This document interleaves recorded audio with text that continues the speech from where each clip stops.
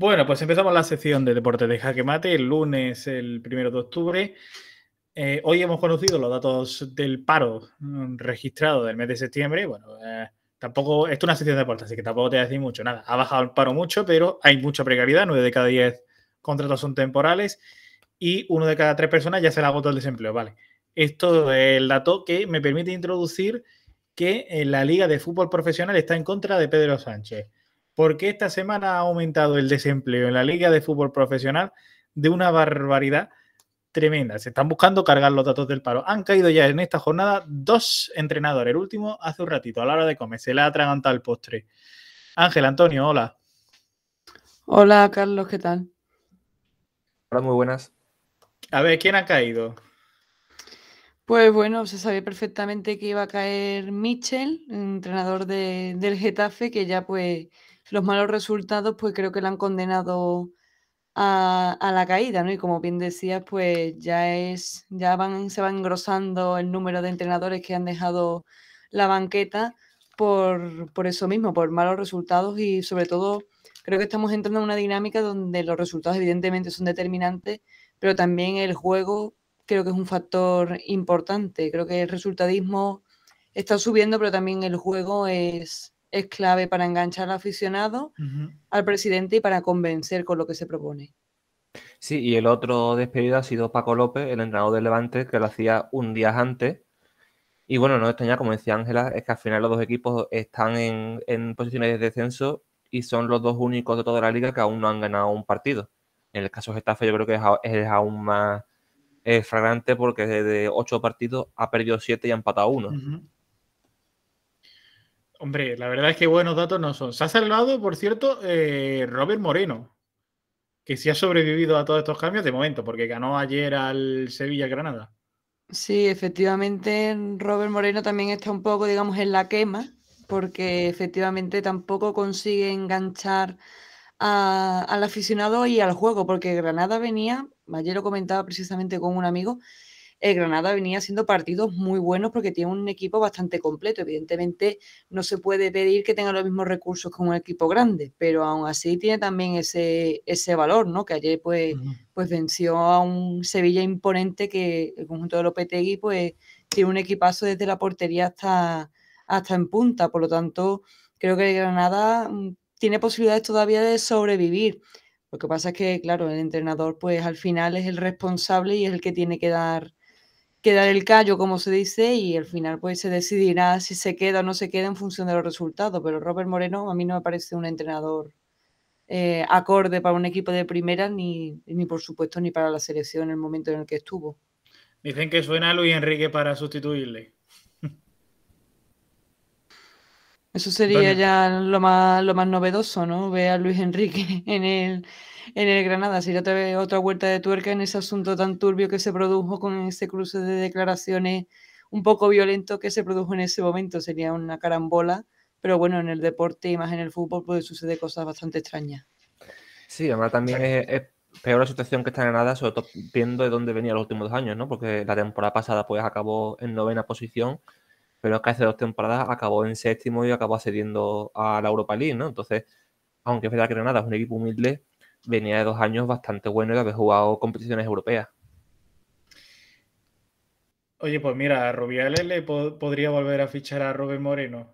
Esto es como los reality de Telecinco, que luego vuelve el protagonista, el que la ha liado, vuelve a participar. Y hablando, por cierto, de gente que no tiene ni un pelo de tonta, han pillado con el carrito del helado a Pep Guardiola, que aparece en los Pandora Papers, en los papeles de Pandora, que los desveló ayer en La Sexta. Este jueves tendremos un análisis más profundo de estos Pandora Papers, sobre todo porque estamos esperando próximas entregas. Y aparece lo mejor de toda España: Julio Iglesias, Pep Guardiola, Shakira y el rey Juan Carlos. Son básicamente ese el resumen. Pero es que a Pep Guardiola lo han pillado con una cuenta en Andorra mientras era jugador entrenador del Fútbol Club Barcelona. Una cuenta que se abrió cuando jugaba en Qatar y que luego, para taparla mientras estaba en España, se hizo además una cuenta en una sociedad en Panamá. Casi nada. Así que han pillado con el carrito de helado a Pep Guardiola. Sí, bueno, esto siempre hubo, digamos, esa sospecha sobrevolando la figura Sí. de Pep, sobre todo, pues por declaraciones que ha tenido un poco. A ver, Pep Guardiola se reconoce como independentista, nunca se ha cortado un pelo a la hora de mostrar su pensamiento con respecto a ese tema, y una vez que salió a la palestra, pues ya pronunciándose con el lazo amarillo, pues ya digamos que el hecho de combinar estas ideas independentistas con tener una sociedad offshore, como se conoce en este tipo de trampeo que se está descubriendo, creo que no creo que haya sorprendido mucho, la verdad. A mí, por lo menos, no me ha sorprendido. Bueno, que tanto en el caso de Guardiola como el resto que han aparecido hasta ahora, son personas que ya han tenido problemas con Hacienda en los últimos años por este tipo de causas. O sea, que personas como Guardiola tenían. De hecho, Guardiola se acogió a la amnistía fiscal del ¿Verdad? ministro De Montoro. Montoro y ya se sabía que tenía, digamos, cuentas en Andorra, etcétera.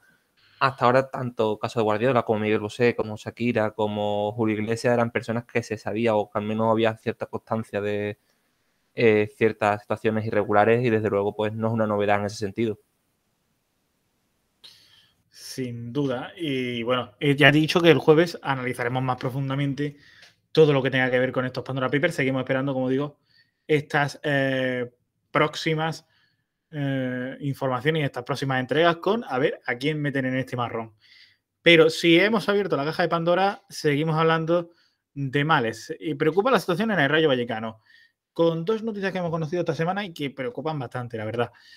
La primera es el engaño del equipo a un futbolista de 20 años que ficharon, que no tiene contrato, dejó su vida en Francia, tenía un futuro prometedor, no cobra y además duerme en el suelo, porque las condiciones, el Rayo les pone pisos, ¿vale? A todas estas personas que vienen de fuera, les pone pisos para que iban, pero las condiciones de estos pisos son horribles. Ha sido amenazado, aunque si hablaba afuera, le han engañado bastante y contó en la cadena SER su testimonio. Ángel Antonio. Sí, bueno, el Rayo Vallecano pues lleva ya bastante tiempo un enfrentamiento bastante duro entre la directiva, los aficionados, un estadio y un barrio como es el de Vallecas, pues es bastante guerrillero en ese sentido y están en contra totalmente de todas estas prácticas que se han llevado a cabo, porque digamos que el club se ha emancipado de lo que es su pueblo, ¿no? Por así decirlo, de lo que es el barrio. Y este tipo de testimonio de situaciones, pues lo que hace es acrecentar un poco más esa distancia. Ya en innumerables ocasiones pues se han manifestado en las puertas del estadio para pedir la dimisión del presidente, de Raúl Presa, que evidentemente está llevando al Rayo Vallecano a una situación nefasta, y efectivamente pues yo creo que la palabra que define esta situación es la de vacío, porque ya no hay la comunión que siempre ha habido entre lo que es el club y el aficionado, y evidentemente pues este tipo de testimonios pues hacen que se vuelva más cruento esa distancia que hay entre ambos polos que mantienen a todo equipo de fútbol, el aficionado y el propio barrio. Sí, además en el caso, como decimos, del equipo femenino es aún más grave porque aparte de este caso estamos hablando, bueno, las afectadas por estos pisos que no están siendo pagados son 16 jugadoras del equipo, que claro, también está afectando obviamente a su rendimiento, ya que están pues teniendo unos resultados muy malos. Y de hecho no solamente están teniendo problemas con esta situación, sino que incluso el mismo equipo carece de un fisioterapeuta para poder, digamos, intervenir durante los partidos, con lo cual, digamos, es una situación de total precariedad para un equipo que está en la primera división de fútbol femenino. Ángela, sí. ¿Ángela? Sí, efectivamente, apuntando a esa situación de falta de recursos, evidentemente el fútbol femenino es el que más lo percibe, porque si ya cuenta con pocos medios, imagínate tener un presidente que ya de por sí se comporta poco menos que con un tirano, con la propia sociedad deportiva, y en ese sentido, pues más valor tiene la supervivencia de la categoría femenina, en este caso de Rayo, ante ese desabastecimiento y esa, digamos, soledad. Sin duda, es que la situación del fútbol femenino sigue siendo dramática en muchos casos. En el Rayo Vallecano lo estamos comprobando. Se ha avanzado algo, pero no lo suficiente. Y todavía queda un gran salto respecto al masculino. Sí, efectivamente, yo creo que pasa en todas las categorías del deporte. El femenino está siempre como más soslayado, más apartado, y realmente es cuando se consigue algún objetivo, por ejemplo, ser dada de alta en la seguridad social o tener un salario más o menos acorde, bueno, más o menos acorde, ¿no? Porque la distancia que entre femenino y masculino es como de aquí al universo, ¿no? Pero cuando se consigue alguna mejoría es como si se consiguiera el paraíso, y realmente todavía no se ha llegado a esa situación de solidaridad, ¿no? De equiparar en una categoría y otra. De momento, pues se están dando pasos en adelante, pero todavía queda muchísimo por recorrer. Aunque también hay que decir que el fútbol femenino está, digamos, ahora sacando un poco más la cabeza y copando alguna pequeña tertulia, algún pequeño espacio, aunque evidentemente no ocupa todo lo que tendría que ocupar. Sí, efectivamente lo que estamos viendo es que cuando hay algún tipo de problema económico, cuando hay que recortar algún sitio, son las secciones femeninas las que sufren las primeras consecuencias. Sin duda. Estaremos muy pendientes porque la situación en el Rayo se antoja dramática y Martín Presa, que es el presidente, que no hace nada, la verdad. Sí, él está, digamos, pues, en una situación Qué gusto. de ceguera total, de no mover ficha, digamos, en ese sentido, y de mantenerse, pues, en esa postura inmóvil, cuando evidentemente más allá de lo que es el propio equipo, más allá de lo que es el deporte, todo ese tipo de decisiones, ese tipo de recorte, ese tipo de conductas, pues, redundan en la estabilidad de muchos hogares. Y recordemos que sigue siendo el Rayo Vallecano, que no es un Paris Saint-Germain, no es un Manchester United. Por lo tanto, la gravedad de todo ese tipo de situaciones, de ese tipo de conducta, de rechazo un poco a mantener lo que es la identidad del club, redunda pues en numerosas familias que no tienen por qué estar atravesando esa situación, una situación crítica, por otra parte. Pues sí, estaremos muy pendientes. Por cierto, hemos introducido el tema del deporte femenino. Ha sido noticia esta semana y es raro que diga siga siendo noticia. Pero claro, por lo raro, por lo diferente, lo es. Dos mujeres han arbitrado un partido de fútbol. Dos mujeres entran en la convocatoria para arbitrar un partido de fútbol. Y esto sigue siendo noticia con, además, voces en contra, que es lo más gracioso. Gente que se cabría por ver a dos mujeres arbitrando. Seguramente las preferirían teniendo que lavar los platos, los muy machirulos. Ángel, Antonio.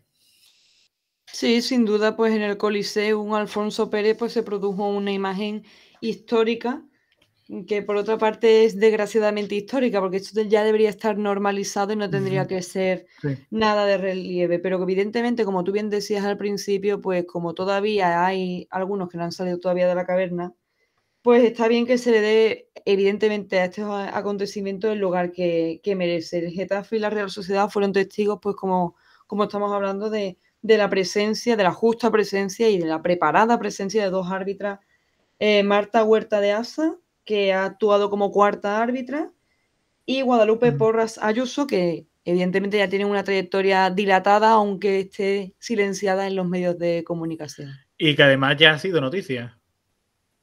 Efectivamente, ya, como ya digo, ya tiene una trayectoria bastante dilatada, pero nunca nadie le ha dado voz a este tipo a su recorrido profesional, pero ahora mismo, pues evidentemente han dado un salto importante y sobre todo, no solamente profesionalmente para ellas, sino también el mensaje que lanzan con este tipo de circunstancias.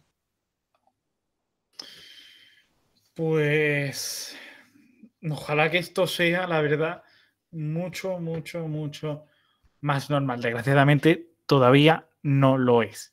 Y ojo Desgraciadamente. que llevan ya compitiendo, estando preparadas internacionalmente desde 2014 y desde 2016 respectivamente, ¿eh? Han trabajado, 7 años.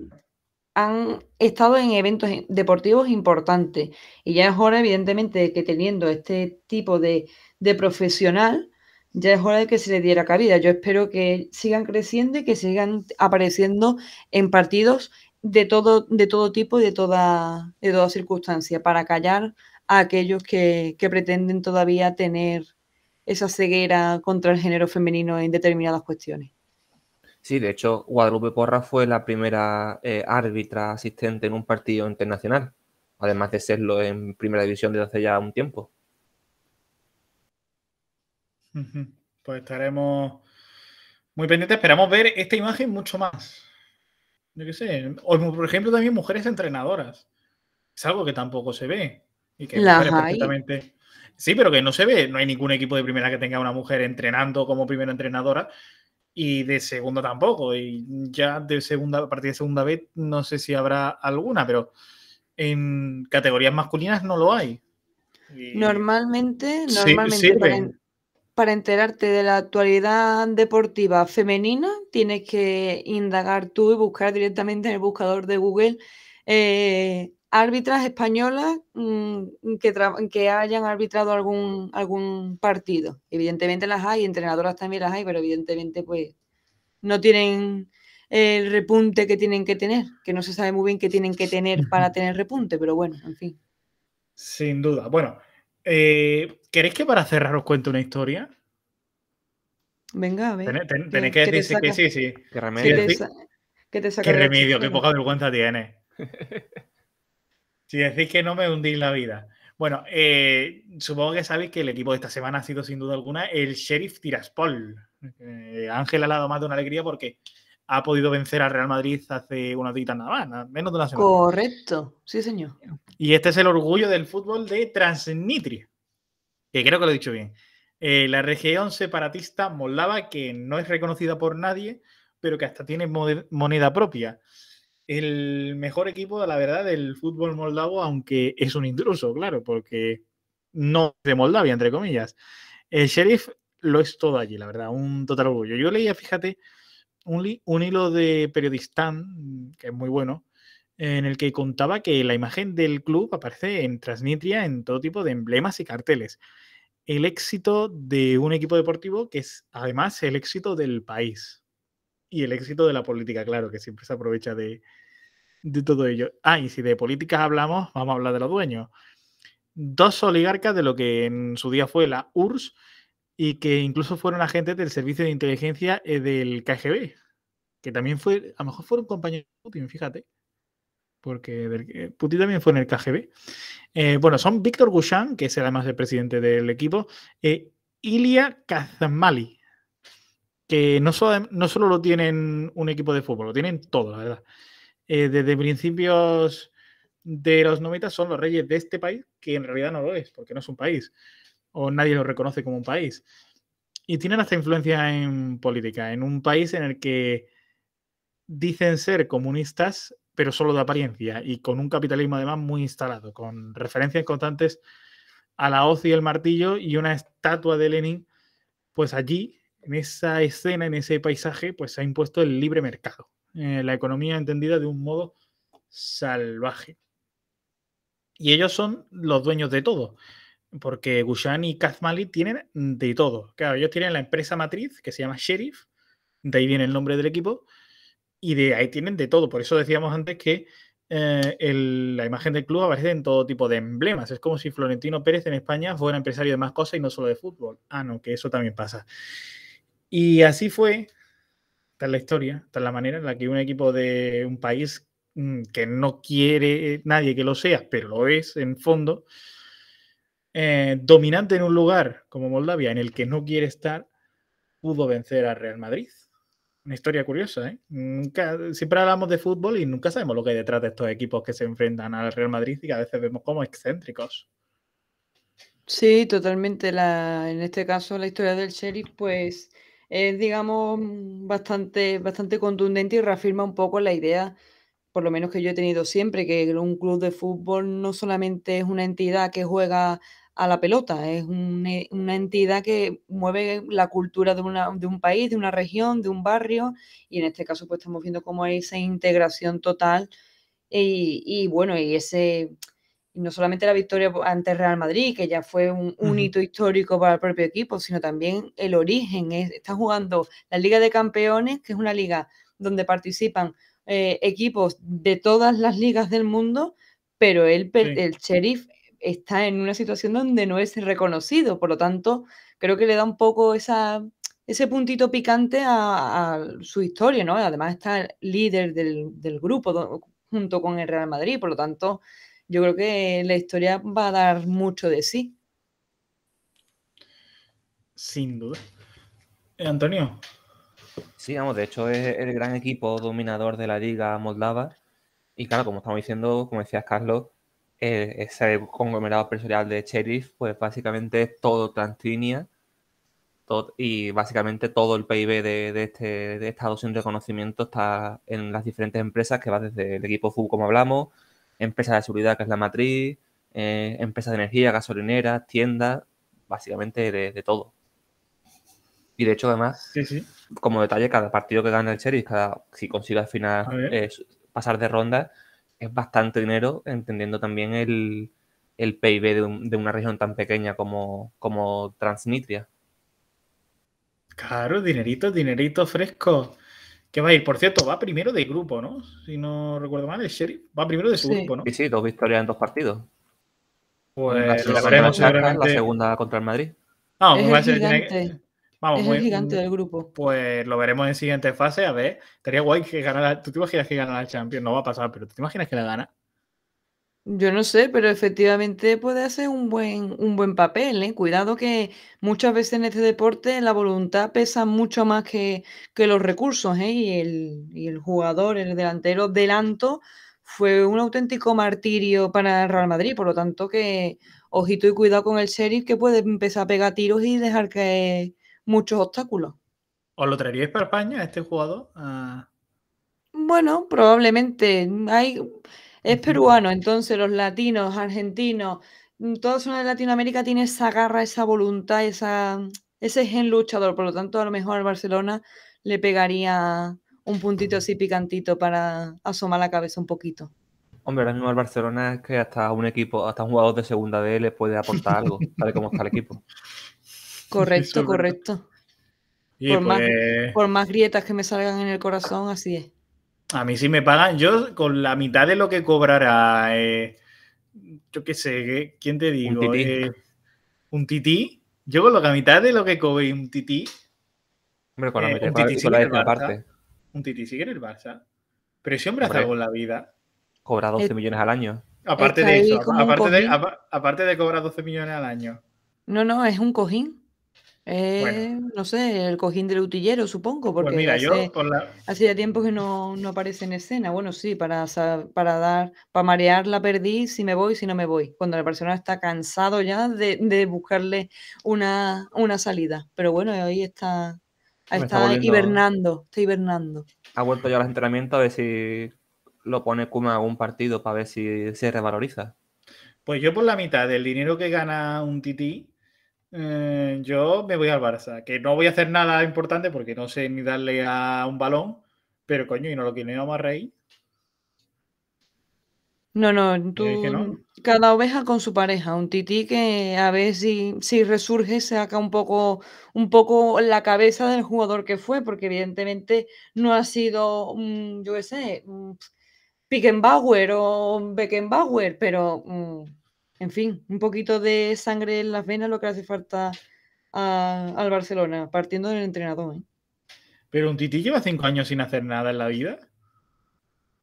A ver, un Tití cuando llegó al Barcelona fue capaz de hacer cosas junto con Piqué. Lo que pasa es que las últimas temporadas han sido catastróficas, porque evidentemente, y es por todos conocido, que el Barcelona ahora mismo está como está, pero en la línea defensiva ya es totalmente escandalosa. O sea, es como, ¿qué te digo?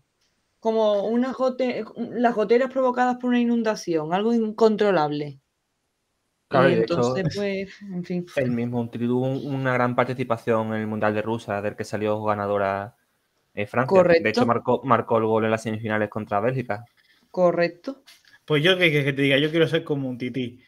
Niños, si nos estáis escuchando, si tenéis esa mala suerte de estar escuchándonos, tenéis que ser como un tití. 12 millones al año por no hacer nada. Dejad de querer ser como Pedro Sánchez, ese es un perdedor. 12 millones al año. Sed como un tití. Un consejo que doy. Bueno, ¿estáis cansados ya? Que lleváis todo el programa vuestro de mí. ¿Estáis cansados de mí? Bueno. Siempre. El lunes, Carlos. Eso es verdad. Lleváis todo el programa a vuestras cuestas, así que a vuestra espalda. Así que vamos a cerrar ya el programa. Me ahora la sintonía y ya chapamos el chiringuito. Chiringuito, qué bien suena eso. Bueno, pues cerramos el programa con las hojas del ayer. Hoy vamos a hablar de ese mítico momento ya que quedará para el zapping y para el bochorno internacional de Vargas Llosa diciendo que no es importante que votemos con libertad, sino que votemos bien. Es decir, que votemos a lo que Vargas Llosa quiere, no como en Latinoamérica. Hojas del ayer con esta reflexión y chapamos.